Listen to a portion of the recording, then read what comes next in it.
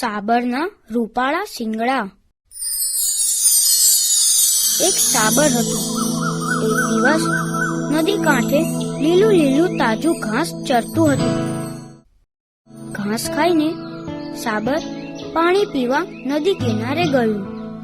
નદીનું પાણી કાચ જેવું ચોખ્ખું હતું. સાબરે પાણી પીવા જતા પાણીમાં પોતાનું પ્રતિબિંબ જોયું. તેમને થયું, વાહ, કેવા સુંદર મારા શિંગડા છે. માથે જાણે મુગટ પહેર્યો હોય તેવા શોભે છે.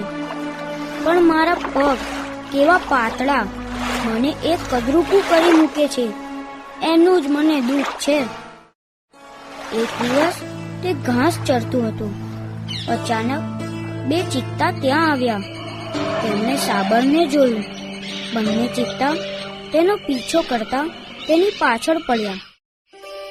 સાબર છલાંગ મારતું જાય નાઠું. દોડવામાં એના પાતળા પગે ખૂબ મદદ કરી. તે ચિત્તાથી ઘણું આગળ નીકળી ગયું અને ગીચ જંગલમાં આવી પહોંચ્યું. અચાનક તેના શિંગડા જંગલની ઝાડીઓમાં ભરાઈ ગયા. તેણે ઝાડીઓમાંથી શિંગડા કાઢવા ખૂબ મહેનત કરી, પણ તેના વાંકા ચૂકા શિંગડા નીકળ્યા જ નહીં. સાબરને થયું, મારા પાતળા દુબળા પગ મને કામ લાગ્યા.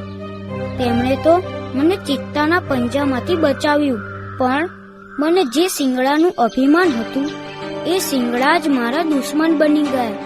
આમ સાબર વિચાર કરતું હતું.